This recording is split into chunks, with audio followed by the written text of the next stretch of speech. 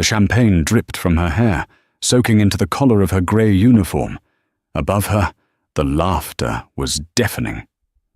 "You missed a spot, sweetie," the woman sneered, deliberately kicking the bucket of soapy water over the girl's knees. They thought she was nobody, just hired help. Invisible trash meant to scrub the floors they walked on. They ignored her presence, mocked her poverty, and plotted their dark secrets right in front of her face. But they made a fatal mistake. What the guests didn't know was that the $200 million super yacht beneath their feet didn't belong to the man they were waiting for. It belonged to the woman on her knees scrubbing the floor. And in exactly 2 hours, she wasn't just going to fire them. She was going to destroy them. The Mediterranean sun hung high over the harbor of Monaco, turning the water into a sheet of hammered sapphires. The marina was a parking lot for the 0.01%, a dense forest of masts, radar domes, and helicopter pads. But among the floating palaces, the obsidian pearl stood apart. 280 feet of jet-black hull and silver superstructure, it looked less like a boat and more like a predatory shark waiting to feed. Ella Sterling wiped the sweat from her forehead with the back of her wrist. Her hands, usually manicured and adorned with a simple gold band, were currently red and smelling of lemon detergent. "I told you, Maria, it's fine," Ella said, speaking into the small earpiece hidden by her messy bun. "Go lie down. If the nausea is that bad, you shouldn't be on your feet. I know how to polish a deck." "I am so sorry, Mrs. Sterling." The voice of the head stewardess crackled in her ear, thick with guilt. "The agency sent the replacement, but she is stuck at the border control. The guests..." Mr. Sterling said they arrive at 4:04 p.m. "It's 2:01 p.m. now," Ella soothed, scrubbing a stubborn spot of salt residue from the teak railing. She wore a spare grey uniform that was 2 sizes too big, bagging around her waist. She wore no makeup. Her iconic emerald eyes were hidden behind oversized, cheap sunglasses she'd found in the lost and found bin. "I find this relaxing, honestly. It clears my head before the merger talks. Just rest, Maria." Ella wasn't just the wife of Jacob Sterling, the tech and shipping magnate. She was the silent architect of his empire, a brilliant strategist who preferred the shadows to the spotlight. Today was supposed to be a celebration, the signing of the Cobalt deal. But fate, it seemed, had a sense of humor. She dipped her sponge into the bucket. The rhythmic scrubbing was meditative. Then, the sound of high heels clicking on the carbon fiber gangway shattered the peace. "My God," a shrill voice echoed. "It's bigger than I thought. Tacky color, though. Black? It screams nouveau riche villain, doesn't it?" Ella froze. They were early, 2 hours early. She kept her head down, turning her back slightly to the boarding area. She recognized that voice immediately. Vanessa DuPont, the daughter of a Parisian banking dynasty, a socialite known for 2 things: her impeccable fashion sense and her absolute venom toward anyone she deemed beneath her. She was also Jacob's ex-fiancée, a relationship that ended 5 years ago when she cheated on him with his brother. "Come now, Nessie," a male voice drawled. That would be Marcus Thorne, the CEO of the rival firm, North Star Logistics. He was the man Jacob was supposed to be partnering with. It screams power, something you're desperate to get back into. "Oh, shut up, Marcus," Vanessa laughed, the sound like breaking glass. "Jacob is still obsessed with me. Why else invite us to his private sanctuary? He wants to show off. He wants me to see what I missed. It's pathetic, really." Ella's grip on the sponge tightened until her knuckles turned white. "Obsessed with you?" she thought. "He invited you because your father controls the regulatory board we need for the shipping lanes." The footsteps stopped right behind Ella. "Excuse me," Vanessa said. Ella didn't turn initially. She was playing a dangerous game. If she turned around now, dressed in rags, scrubbing a floor. The humiliation would be legendary. Vanessa would feed on it for decades. "Did you hear? The great Ella Sterling cleans her own toilets." "Hey," Marcus barked, "the lady is speaking to you." Ella took a breath, composing her features into a mask of dull servitude. She adjusted the oversized sunglasses and turned, keeping her head bowed low. "Yes, madam," Ella whispered, affecting a slight accent. Vanessa towered over her, dressed in a white linen sundress that probably cost more than a mid-sized car. She held a glass of red wine. Where had she gotten that? The crew must have served them on the lower deck. "This gangway," Vanessa gestured with her free hand, looking at Ella with sheer disgust. "It's damp. I almost slipped. Is this how Jacob runs his ship? With incompetence? I am cleaning it now, madam. The sea spray." "I don't care about the sea spray," Vanessa snapped. She took a step closer, invading Ella's personal space. "I care about my Louboutins. Do you know how much these cost? More than you'll make in a lifetime of scrubbing, I'm sure." Marcus chuckled, lighting a cigar. "Easy, Nessie. Don't scare the help. She looks like a frightened rat." Ella bit the inside of her cheek. "A rat. Okay, Marcus. I'll remember that when we review the equity split." "I apologize," Ella mumbled. "I will dry it immediately." She reached for a chamois cloth. As she moved, her elbow bumped the bucket. It didn't spill, but the water sloshed loudly. Vanessa jumped back, as if a grenade had gone off. "You clumsy idiot!" she shrieked. "It didn't touch you," Ella said, her voice dropping an octave, the instinct to fight back bubbling up. "Don't you talk back to me," Vanessa hissed. Her eyes narrowed. She looked at the glass of expensive Bordeaux in her hand, then at Ella's kneeling form. A cruel smile played on her lips. "You missed a spot," Vanessa said softly. She tipped the glass. The dark red liquid cascaded down. It splashed over Ella's shoulder, soaking into the grey fabric of the uniform, staining the white collar blood red. It splattered onto the freshly cleaned teak wood. Ella gasped, the cold liquid shocking her skin. She looked up, her sunglasses slipping down her nose slightly. For a second, she thought Vanessa recognized her, but Vanessa was looking through her, not at her. To Vanessa, Ella was just furniture. "Oops," Vanessa giggled, covering her mouth with a perfectly manicured hand. "Now you really have something to clean. And make sure you get it out of the wood. Jacob hates stains."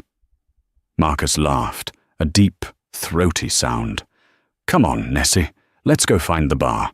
The service out here is terrible." They stepped around Ella as if she were a pile of trash. Vanessa's heel clipped Ella's shin, hard, but the socialite didn't even break stride. "Make sure that's spotless before the owner arrives," Marcus threw back over his shoulder. "He's bringing his wife. I hear she's a utter bore, but she's particular." "A bore and a prude," Vanessa agreed, her voice fading as they walked toward the main salon. "I give it 6 months before I'm back in the master cabin, and she's back in whatever trailer park he found her in." Ella remained on her knees as the automatic glass doors slid shut behind them.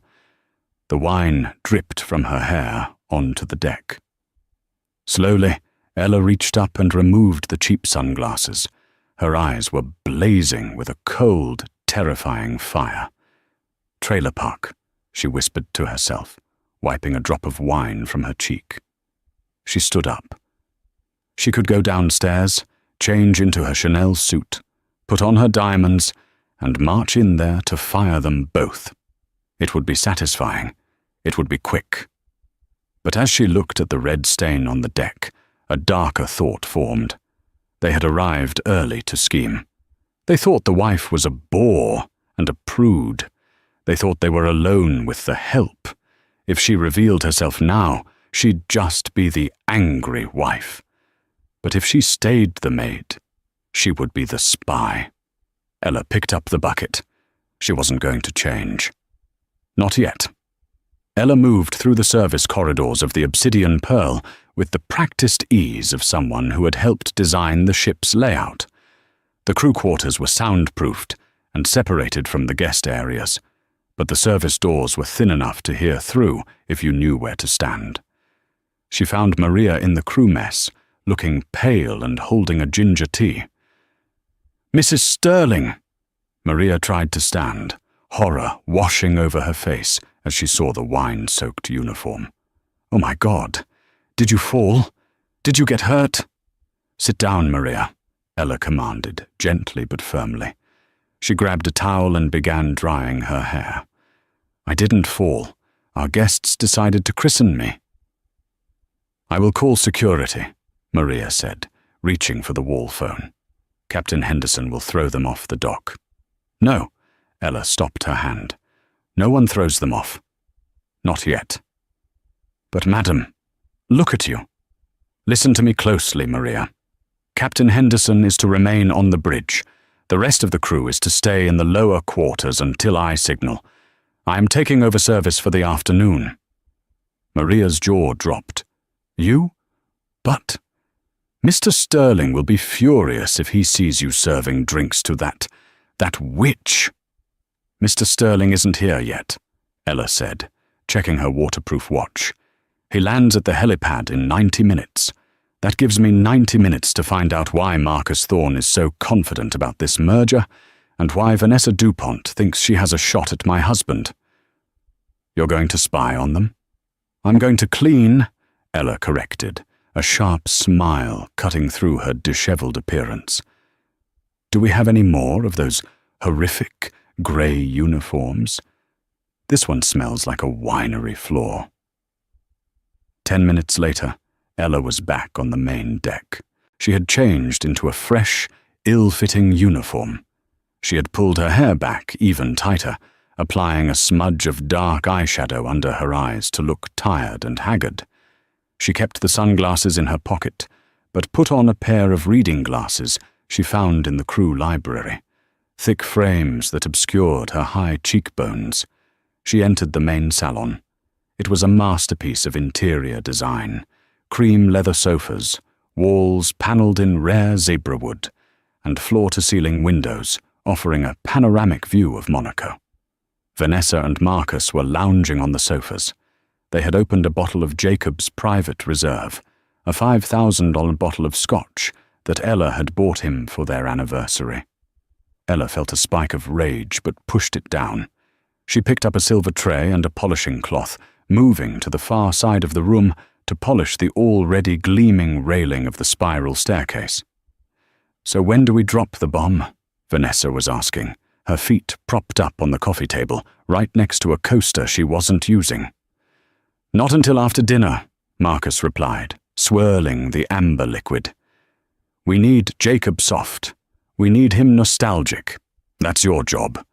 You get him thinking about the good old days in Paris. Remind him how exciting you were compared to this. What's her name?" "Ella?" "Ella. Sounds like a peasant name." Vanessa sneered. "Don't worry, I brought the dress, the red one he used to love.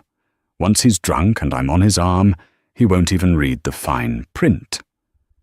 Ella polished the railing harder. "The fine print. Are you sure the clause is watertight?" Vanessa asked, her voice dropping. "Trust me," Marcus said, leaning in. "My lawyers hid it in the environmental compliance section on page 42. It looks like standard boilerplate about carbon emissions. But the wording, it reclassifies the voting rights of the Class B shares." Ella froze. Her heart hammered against her ribs. Class B shares, those were the family shares, the shares that guaranteed Jacob and her control over Sterling Industries. "So if he signs," Vanessa trailed off, "if he signs the cobalt deal today," Marcus grinned, looking like a shark sensing blood, "he effectively transfers 51% of the voting power to the board, a board that I control." And then, Marcus laughed, We vote him out as CEO within the month. We strip the assets, sell the shipping division to the Chinese, and we walk away with $3 billion each. Vanessa clapped her hands delightedly. And I get the yacht? You get the yacht, Nessie, as promised. And Jacob? Jacob will be destitute. Well, rich by normal standards, but powerless. Broken. Marcus took a long drink.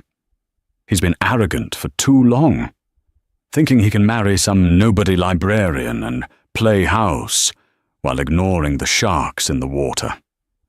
Ella felt a chill that had nothing to do with the air conditioning. This wasn't just a bad business deal. This was a coup. They were planning to steal the company right from under Jacob's nose, using his past affection for Vanessa as the distraction. "Hey, you!" Ella jumped. Marcus was staring right at her. "Yes, sir." She kept her voice low and raspy. "The ice bucket is empty." He rattled the crystal bucket. "Are you deaf or just stupid? Get us more ice." "Right away, sir. And bring some limes," Vanessa added. "Sliced thin, not wedges. If you bring wedges, I'll have you fired before the sun goes down." "Yes, madam." "Thin slices." Ella grabbed the ice bucket. She walked out of the salon, her head bowed, her body language screaming submission. As soon as the door slid shut, she sprinted. She didn't go to the kitchen. She ran straight to the server room in the hallway. She pulled out her phone, which she had hidden in her sock. She dialed a number. It rang once. Sterling. A deep, warm voice answered. "Jacob." "Don't say my name," Ella said, her voice sharp and commanding. "Are you alone?" There was a pause on the line. The tone shifted instantly from affectionate husband to business titan. "I'm in the chopper, 5 minutes out. What's wrong?" "The cobalt deal. It's a trap." "What?" "Marcus and Vanessa are here. I'm undercover." "Undercover? Ella, what are you doing?" "Long story. I'm the maid. They think I'm the help. Jacob, listen to me. Page 42. Environmental compliance. It reclassifies the Class B shares. If you sign that document, we lose the company." "Son of a—" Jacob's voice growled. "Are you safe?" "I'm fine. They're just abusive snobs, but they have no idea who I am. I'm turning the chopper around. We're not signing anything." "No," Ella hissed. "If you turn around, they'll know something is up. They'll try this again with a different angle. We need to bury them, Jacob. We need to humiliate them so badly they never dare whisper the name Sterling again." "I'm listening," Jacob said. She could hear the smile in his voice. He loved it when she got ruthless. "Land as planned. Treat me like the maid. Ignore me. Let Vanessa flirt with you. Let Marcus think he's won. Get them to the dinner table." "And then?" "And then," Ella said, looking at her reflection in the dark server glass. The messy hair, the oversized uniform, the eyes of a wolf. "I'll serve dessert." The thumping rhythm of rotor blades sliced through the humid afternoon air. The conversation in the main salon died down as Marcus and Vanessa looked toward the bow. The Sterling Corporation's Sikorsky S-76 helicopter, painted in the same midnight black as the yacht, began its descent onto the helipad. "Showtime," Marcus muttered, stubbing out his cigar in a crystal bowl that was definitely not an ashtray. He stood up, adjusting his suit jacket, checking his reflection in the window. "Remember, Nessie.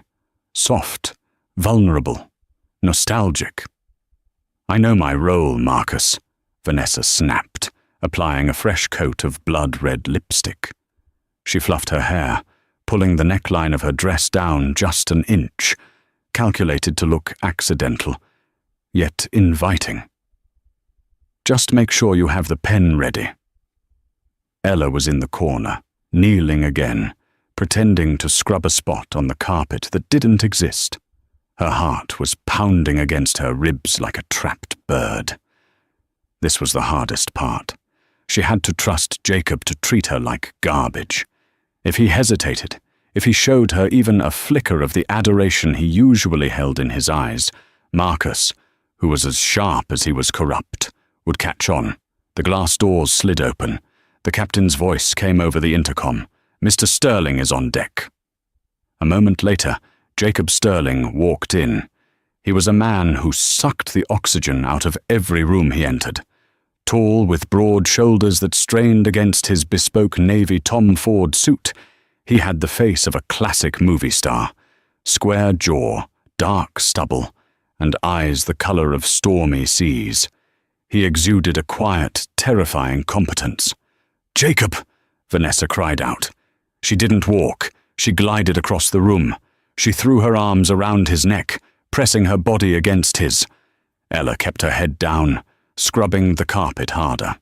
She saw Jacob's polished Oxford stop just inches from her face. She saw his muscles tense as Vanessa embraced him. "Nessie," Jacob said. His voice was smooth, rich, but Ella could hear the razor-wire tension underneath. "It's been a long time." "Too long," Vanessa pulled back, keeping her hands on his chest, looking up at him with wide, shimmering eyes. "You look incredible. Tired, maybe. Have you been working too hard?" I told Marcus, "Jacob needs a break. He needs old friends."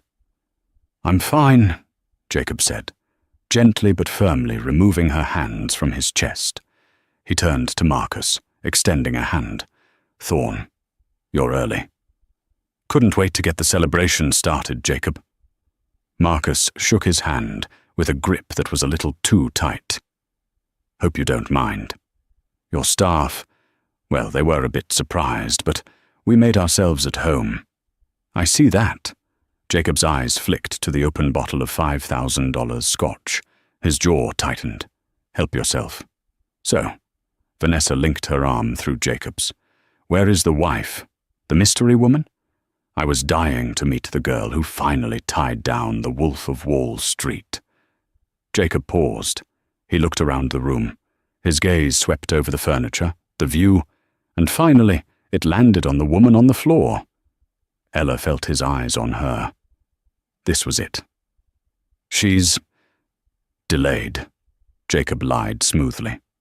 "Business in New York. She might join us later via video link, or perhaps tomorrow." "Oh," Vanessa's face lit up with barely concealed triumph. "What a shame. I suppose she's a career woman? Too busy for her husband?" "She's very dedicated," Jacob said. "Well," Vanessa squeezed his arm. "Her loss is my gain. Now we can really catch up." "Excuse me," Jacob said, stepping away from Vanessa. "I need a drink." He walked toward the bar. He had to pass Ella. As he did, he stopped. "You," Jacob said. His voice was cold, unrecognizable. Ella stopped scrubbing. She didn't look up. "Yes, sir." "This carpet," Jacob gestured vaguely. "It's a disgrace. Why are you scrubbing it while guests are present? You should have finished this hours ago." Ella's heart broke a little, even though she knew it was an act. He was good. Too good. "I apologize, sir," she whispered. "There was a spill." "A spill?" Jacob scoffed. "Clumsy. Just like the rest of the agency hires. Get up. Get out of here. Go help in the kitchen. You're an eyesore." "Jacob," Vanessa giggled, walking over. "Don't be so harsh. She's clearly doing her best, even if her best is, well, lacking. She actually spilled water on me earlier. Can you believe it?" Jacob looked at Vanessa, then down at Ella. "Did she?" "Ruined the mood completely," Marcus added, pouring himself another drink. "Honestly, Jacob, with the merger, we can help you upgrade your staff. I have a great agency in London. None of this local rabble." "Get out!" Jacob barked at Ella. "Now!" Ella scrambled to her feet, grabbing her bucket. She kept her head down, rushing toward the service door. As she passed Jacob, she felt a tiny, almost imperceptible brush of his fingers against her hand. It was a signal. I'm sorry. I love you. Stay with me. She burst through the service door into the hallway and leaned against the wall, exhaling a breath she didn't know she was holding. Her hands were shaking. Okay, she whispered to herself. Okay, Jacob. You played your part. Now let's play mine. She marched to the galley. The chef, a stout Frenchman named Pierre, who adored Ella, looked up from his prep station. Madam, Pierre hissed, what is happening? I hear shouting, and Maria says you are serving dinner? I am, Ella said, grabbing an apron. What's on the menu, Pierre? Lobster thermidor, caviar, truffle risotto. The Wagyu is resting. Change it, Ella said. Pierre blinked. Change the menu? No. Ella's eyes narrowed. Keep the menu. Change the presentation.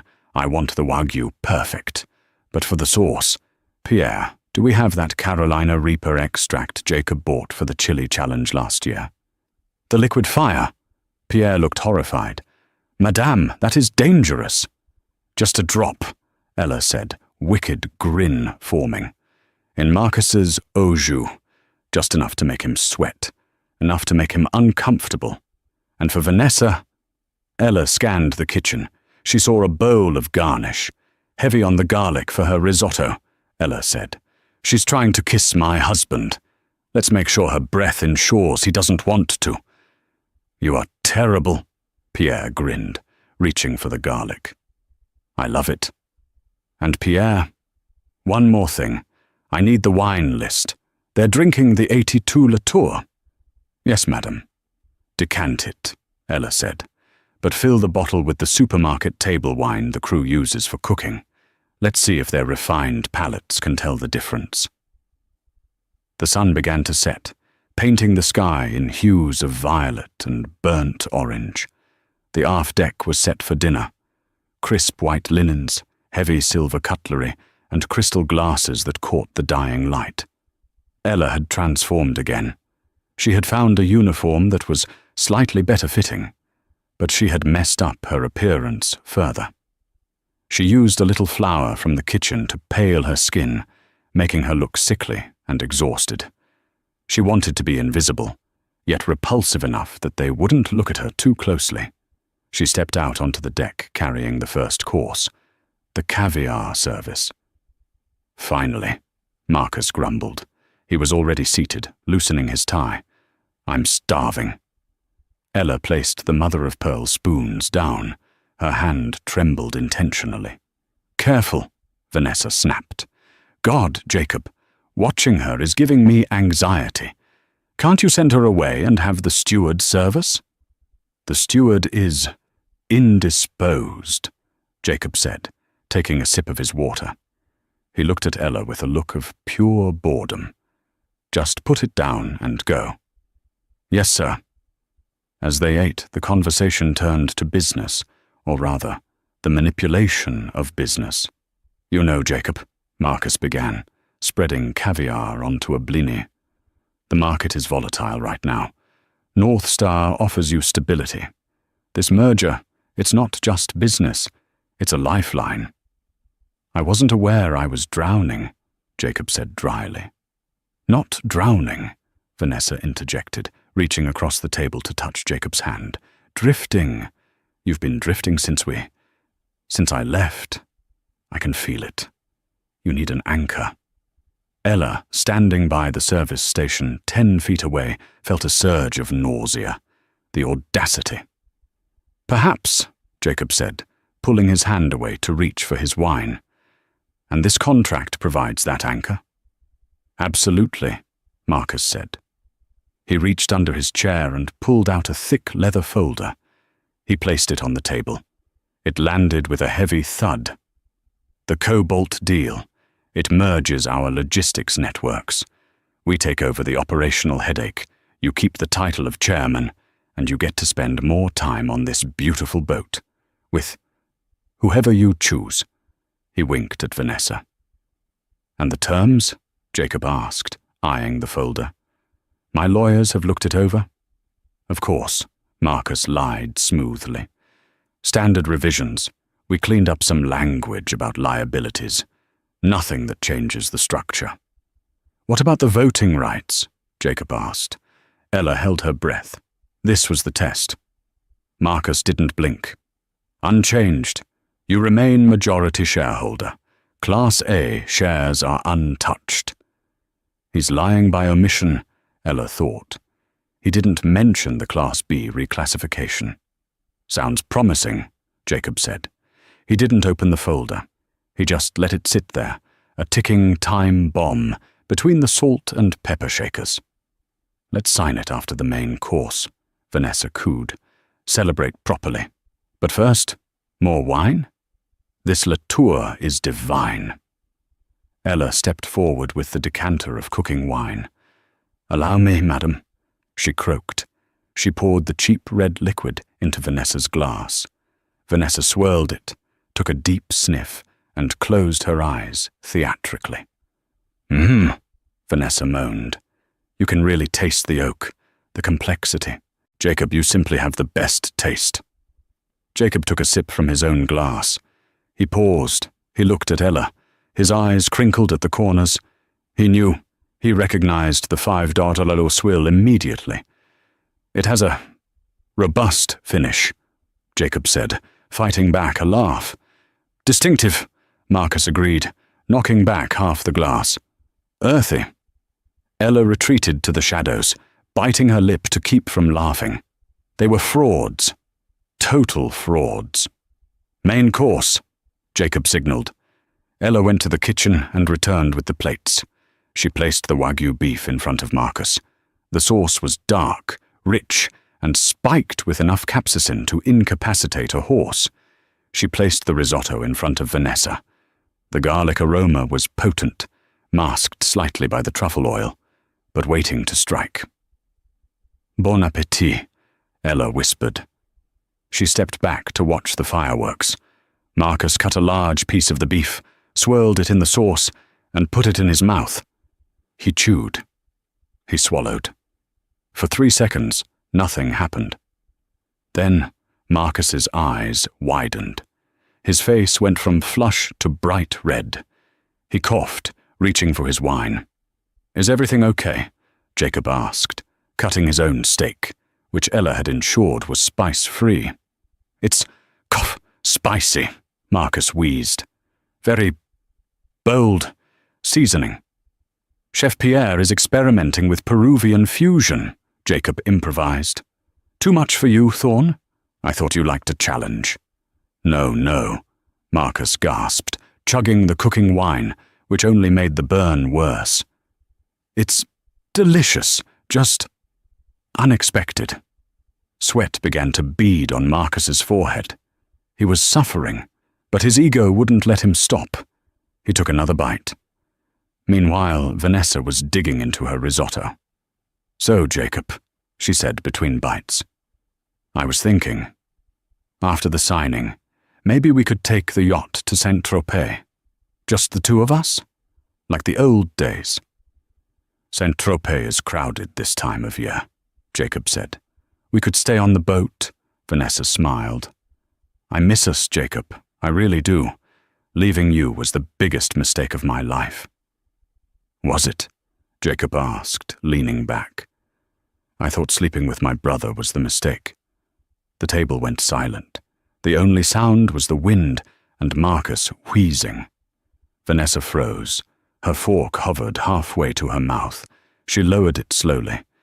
We were young, Vanessa whispered, her voice trembling with rehearsed emotion. I was confused. I felt neglected. You were always working. He was there. But it meant nothing. You know that. It broke the family, Jacob said flatly, and I've lived with that guilt every day. Vanessa's voice rose. Tears, possibly real, likely fake, welled in her eyes. That's why I'm here, not just for the deal, but to fix us, to heal. She reached for his hand again. Sign the deal, Jacob. Let Marcus handle the business. Let's just be us. Free. It was a compelling performance. If Ella didn't know better, She might have bought it. "I need a pen," Jacob said abruptly. Marcus, despite his burning tongue, brightened instantly. He pulled a Mont Blanc fountain pen from his pocket and practically threw it at Jacob. "Here," Marcus choked out. "Right here." Jacob took the pen. He pulled the leather folder closer. He opened it to the signature page. Ella took a step forward. The instinct to stop him was overwhelming. What if he signs it? What if he actually believes her? What if he's tired of fighting? Jacob hovered the pen over the paper. "You know," Jacob said softly, looking at the paper. "There's just one thing." "What?" Marcus asked, leaning in, sweat dripping down his nose. "I never make a decision this big without consulting my partner." "Partner?" Vanessa frowned. "But you're the chairman. You don't have a partner." "I do," Jacob said. He looked up. He looked past Vanessa, past Marcus. He looked directly at Ella. "Maid," Jacob called out. "Come here." Ella froze. The air on the deck seemed to vanish. "Me, sir," she squeaked. "Yes. You. Come here." Ella walked slowly to the table. She stood next to Jacob.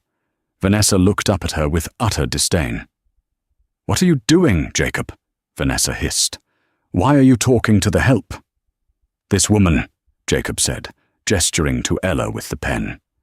"She's been listening all afternoon, hasn't she?" "She's a servant," Marcus scoffed. "She doesn't understand a word of this." "Oh, I wouldn't be so sure," Jacob said. He turned his chair slightly to face Ella. His face softened. The mask dropped. The love in his eyes returned, bright and burning. "What do you think, Ella?" Jacob asked, his voice gentle. "Should I sign it?" Vanessa dropped her fork. It clattered loudly against the china. "Ella?" Vanessa whispered. She looked at the maid, the messy hair, the oversized clothes. Then she looked at the eyes, the emerald green eyes she had mocked earlier. Ella slowly reached up. She pulled the reading glasses off her face and tossed them onto the table. She reached behind her head and pulled the pin from her messy bun. Her hair, dark and lustrous, cascaded down her shoulders. She straightened her back. She wasn't the hunched servant anymore. She was a queen. Ella looked down at Vanessa, whose face was draining of color. "I wouldn't sign it, darling," Ella said, her voice crystal clear, shedding the accent, vibrating with authority. "Especially not page 42. The environmental compliance clause is a little sticky. Don't you think?" Marcus choked. He actually choked. He grabbed his napkin, coughing violently. "You," Vanessa stammered. You're the boar?" Ella suggested, a shark-like smile spreading across her face. "The prude? The trailer park trash?" Ella picked up the glass of Latour from the table, Vanessa's glass. She swirled it. "Actually," Ella said, "I'm the majority shareholder of the holding company that owns the Class B shares. Jacob can't sign them away even if he wanted to, because they belong to me." She tipped the glass. For the second time that day, red wine cascaded through the air. But this time it didn't hit the floor. It splashed directly into Vanessa's lap, soaking the white linen dress in an expanding pool of purple. "Oops," Ella said, her voice dripping with ice. "I missed a spot." The silence that followed Ella's revelation was heavy, broken only by the soft lapping of the Mediterranean waves against the hull. Vanessa stared down at her ruined white dress, the red wine spreading across her lap like a gunshot wound. Her mouth opened and closed like a fish pulled from the water. "You," Vanessa finally sputtered, her voice shrill and cracking. "You did that on purpose. You crazy Sit down!" Jacob's voice cracked like a whip. He hadn't raised his voice, but the authority in it was absolute. "You are speaking to the chairwoman of the Sterling Family Trust. You will show respect." Marcus, still wiping sweat from his forehead with a linen napkin, looked between Jacob and Ella. The realization was dawning on him, slow and horrifying. He had just insulted, belittled, and attempted to defraud the one person who held the keys to the kingdom. "So," Ella said, pulling out the chair next to Jacob and sitting down. She didn't look at the guests. She looked at the table setting. She picked up a fresh napkin and placed it delicately on her lap. "Now that we've dispensed with the charade, let's discuss business." "Business?" Marcus laughed nervously. "Ella, Mrs. Sterling, obviously we got off on the wrong foot. A little role play? A joke? We have a sense of humor, don't we?" "A joke," Ella repeated flatly. She reached for a breadstick. "Is fraud a joke to you, Marcus? Is conspiracy to manipulate stock prices a joke?" "Now wait a minute." Marcus bristled, trying to regain his footing. "Those are serious accusations. This is a standard merger proposal." "Standard?" Ella raised an eyebrow. "I reviewed the document while I was scrubbing the floor behind you. Clause 14, Section B. It ties the voting rights to an offshore entity in the Caymans, an entity registered to a shell company called Vanguard Holdings." Marcus went pale. "You thought I wouldn't know Vanguard?" Ella smiled, but it didn't reach her eyes. "I should know it. I bought the debt on it 3 weeks ago." Marcus dropped his napkin. "You... what?" "I own your debt, Marcus," Ella said casually, as if discussing the weather. "I knew North Star Logistics was over-leveraged. I knew you were desperate. I just didn't know you were desperate enough to use my husband's ex-fiancée as a honey trap." She turned her gaze to Vanessa. Vanessa was dabbing frantically at her dress with a napkin, smearing the wine further. "And you," Ella said softly. Vanessa looked up, her eyes filled with venom. "You think you're so smart, playing the maid? It's pathetic. You're insecure. You knew Jacob still had feelings for me, so you had to spy on us." "Insecure?" Ella laughed, a genuine amused sound. "Vanessa, I didn't spy on you because I was worried about my marriage. I spied on you because I needed to see if you were merely greedy or actually malicious. I needed to know if you deserved a severance package or a lawsuit." "I don't need your money," Vanessa spat. "My father—" "Your father," Jacob interrupted, "is currently under investigation by the Regulatory Board. An investigation initiated by an anonymous tip about insider trading regarding the shipping lanes." Vanessa froze. "You, not me," Jacob pointed to Ella. Ella took a sip of water. "I didn't tip them off, actually. I just forwarded the email chains Marcus sent you last week. You really shouldn't use your personal email for corporate espionage, Vanessa. It's sloppy. Gmail retains everything." Vanessa slumped back in her chair, the fight draining out of her. The aroma of garlic from her risotto seemed to choke her now. "So here is the situation," Ella said, clasping her hands together. "There will be no merger. There will be no rekindling of old flames. In fact, as of 10 minutes ago, my legal team at Sullivan & Cromwell has filed a motion to block North Star from bidding on any government contracts for the next 5 years, citing unethical business practices." Marcus slammed his fist on the table. "You can't do that. That will bankrupt me." "You bankrupted yourself when you walked onto my ship and treated me like cattle," Ella said, her voice dropping to a terrifying whisper. "You judged me by my uniform. You mocked my work. You thought because I was cleaning, I was beneath you. You forgot the first rule of power, Marcus. Never assume you're the smartest person in the room." "Jacob," Marcus pleaded, turning to the man he had tried to destroy. "We've known each other for 20 years. Are you going to let her do this?" Jacob looked at Marcus. Then he looked at Ella. He reached out and took Ella's hand, kissing the knuckles which were still red from the scrubbing water. "My wife," Jacob said, "is being generous. If it were up to me, I'd have thrown you overboard by now."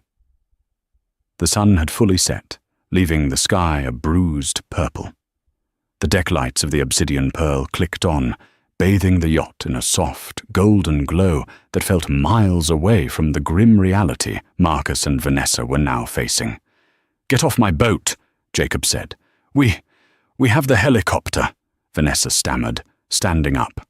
She tried to pull her dress down, but the wet, red stain clung to her legs.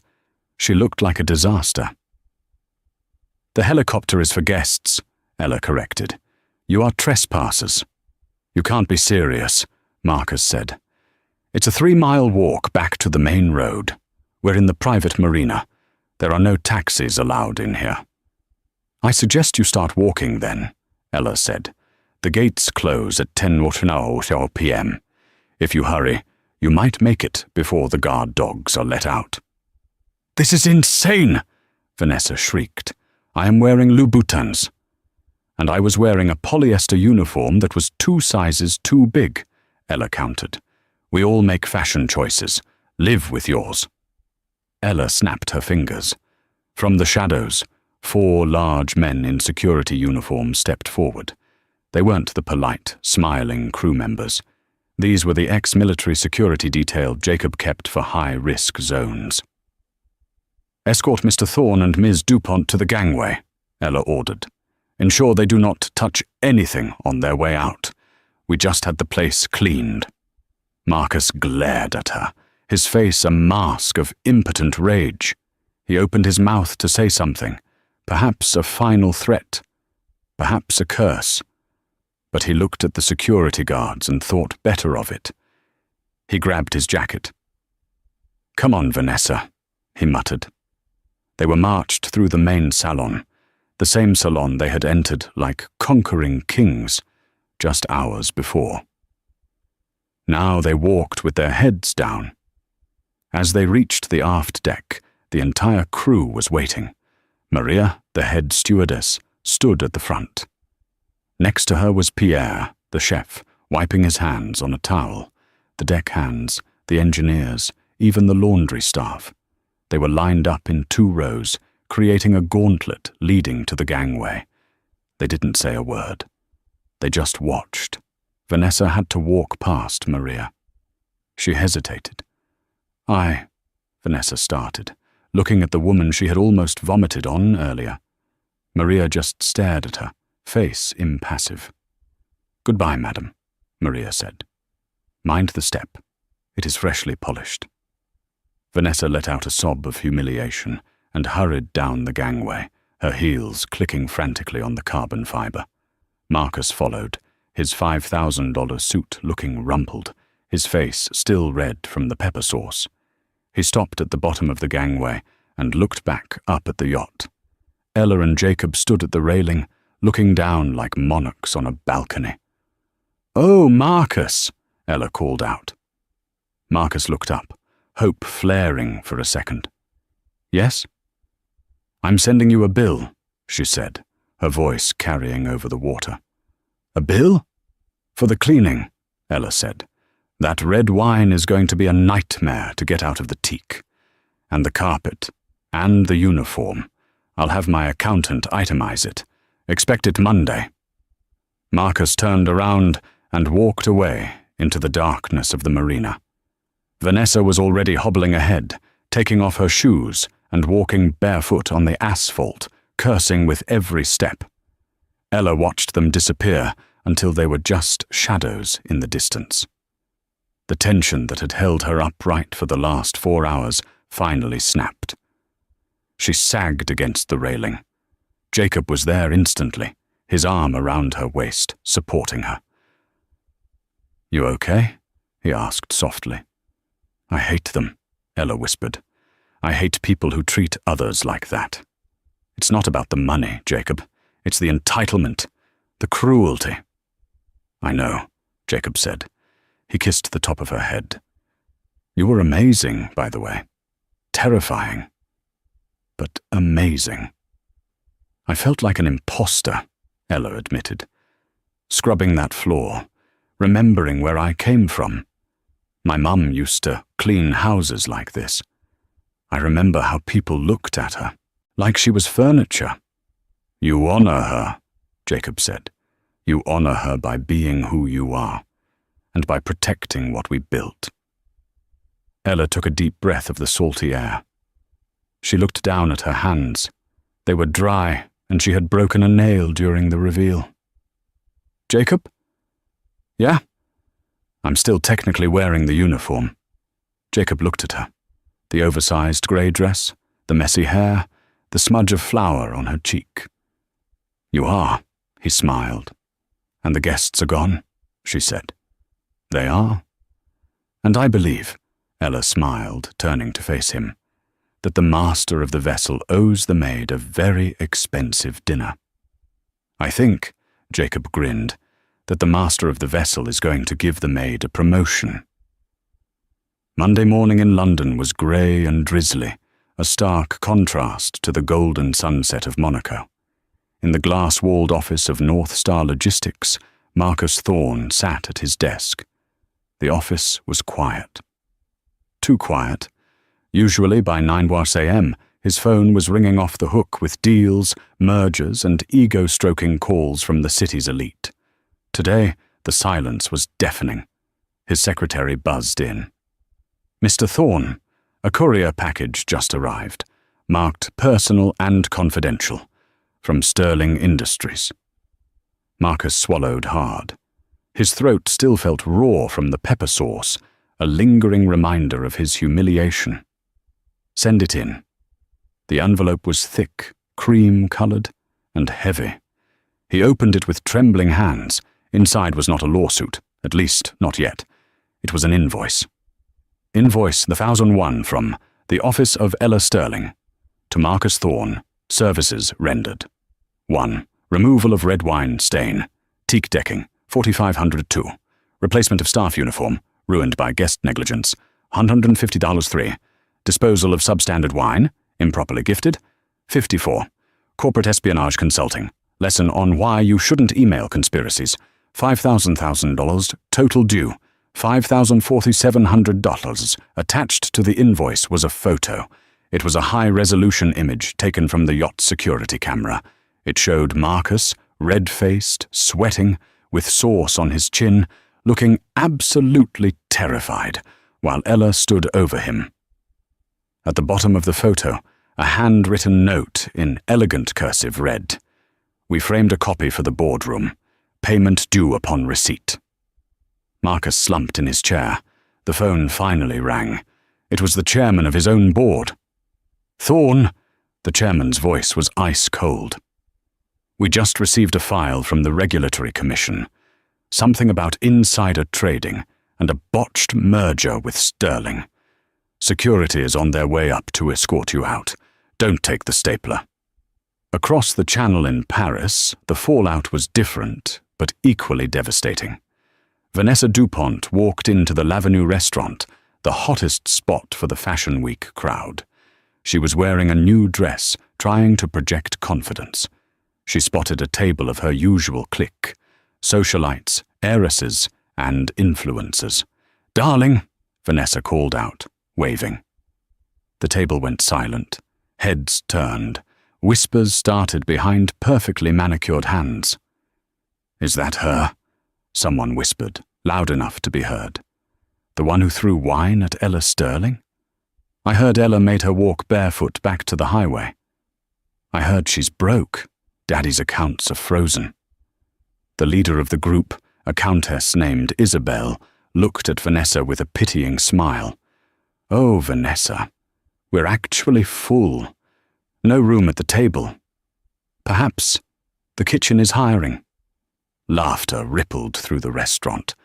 It was the kind of cruel, exclusionary laughter Vanessa had used as a weapon her entire life.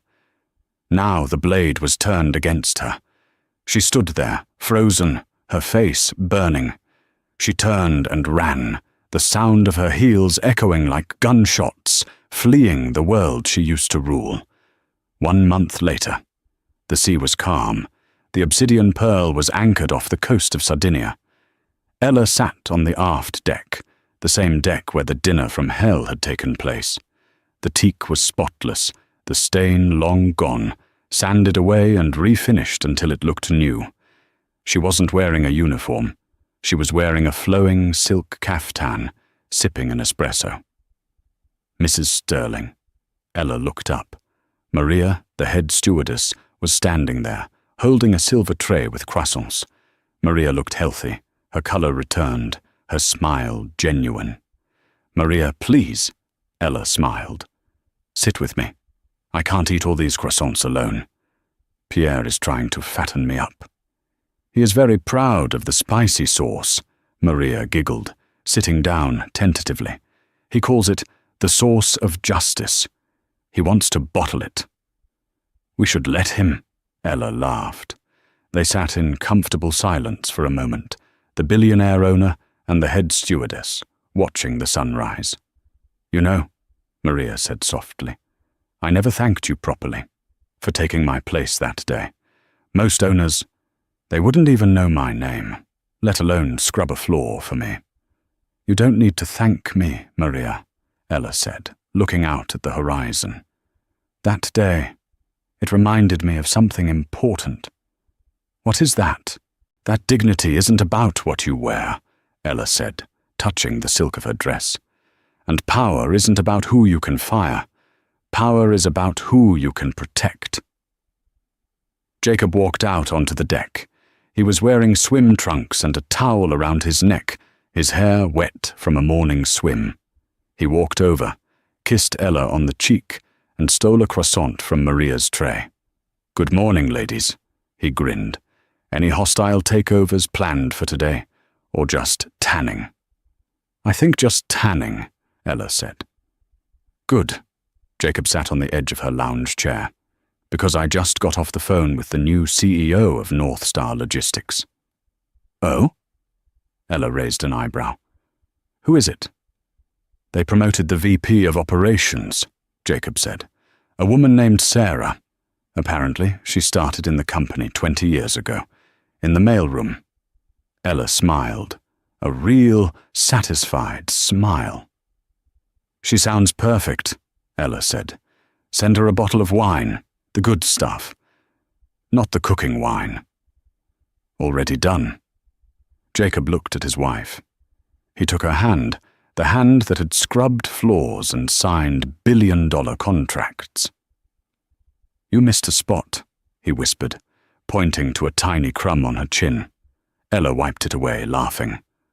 "I never miss a spot, Mr. Sterling. I just leave it there to see if anyone is brave enough to point it out." As the sun climbed higher, bathing the black yacht in light, the ghosts of the past, the insults, the judgments, the cruelty faded away, washed clean by the sea, leaving only the truth. The queen of the ocean didn't need a crown. She just needed a bucket, a sponge, and the courage to teach the world a lesson it would never forget. And that is how Ella Sterling turned the tables on the people who tried to erase her. It's a powerful reminder that you should never, ever judge someone by their job title or the clothes on their back. Marcus and Vanessa learned the hard way that the person pouring your wine might just be the person who owns the bottle and your future. If you enjoyed this story of karma and justice, please hit that like button. It really helps the channel grow. And I want to know from you, have you ever been underestimated by someone? Tell me your story in the comments below. I read every single one. Don't forget to subscribe and ring the bell so you don't miss our next story. We have a thriller coming up next week about a CEO who goes undercover in his own factory, and you won't believe what he finds. Thanks for watching, and remember, be kind, because you never know who you're really talking to.